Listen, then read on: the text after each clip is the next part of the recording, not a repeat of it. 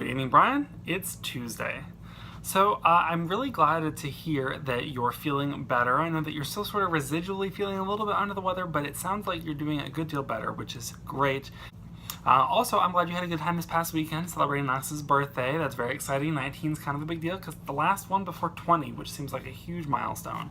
So that's pretty sweet. I'm glad you guys had a good time and enjoyed all the things that you did. And I look forward to hanging out with you guys and celebrating again this weekend along with celebrating Dad's birthday. So I wanted to talk a little bit more about probability. First, I'm going to adjust this camera. I felt like it was really low, like the camera was facing really high up, and so it was only part of my body. So anyways, here we are back to it. So probability. Yeah, we're just kind of terrible at having an intuitive sense of probabilities, and it manifests in a number of ways, kind of like the examples that we talked about before, but there's a couple other ones too that come up often that I also wanted to mention. One of them is sort of one of the things that got me thinking about probability recently in the first place, and that was that I was outside in our parking lot. I had just gotten home from somewhere and I was in my car. So I was in my parking lot and I saw a person walking their dog. They were in the little greenway near the parking lot. And they were walking one of their French bulldogs, and they were really cute. And I got to thinking, there's another neighbor I have who has a French bulldog. And I was like, geez, wouldn't it be crazy if they started walking their dog right now too? I mean, that would be, what are the chances of that happening? They're already out here, they're walking their French bulldog, and then what if this other person comes around and walks theirs?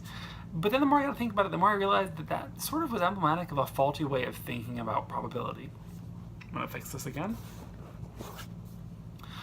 So let me explain. Suppose the chances of either one of my neighbors being out at any given time, say it's 3% chance that this person will be outside and a 3% chance that this person will be outside. If you're just looking at the entire world of probability, that would be a 3%, a very, very 3% times 3% chance of them happening at the same time. They're both outside at the same time. That'd be very, very small. I don't have a calculator out right now, but it would be a very minuscule number. However, if one person is already outside, I'm already seeing them, this is already happening. Person A, Sally, is here with her French bulldog, and it's adorable. In that moment, the chances of the other person with their French bulldog being outside is still 3%, just like it normally would be. The reason for that is those two things that don't have any effect on each other. And you mentioned this sort of in your vlog as well, and I mentioned it, and I want to emphasize it. We have a really bad habit of thinking that probabilities affect each other in a way that they don't.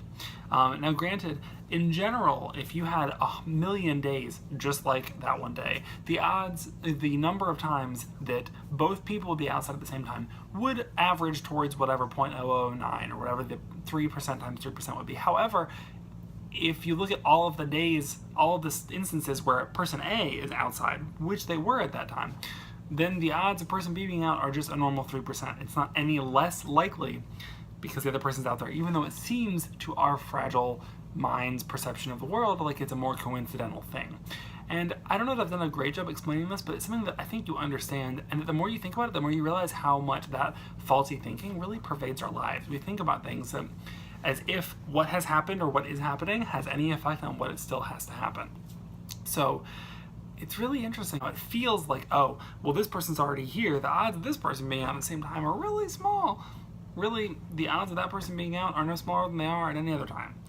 So that's just something that I wanted to add to the conversation about probability. Let me know what you think about this, Brian, or if you have any other things to talk about as well, and I look forward to seeing your video tomorrow.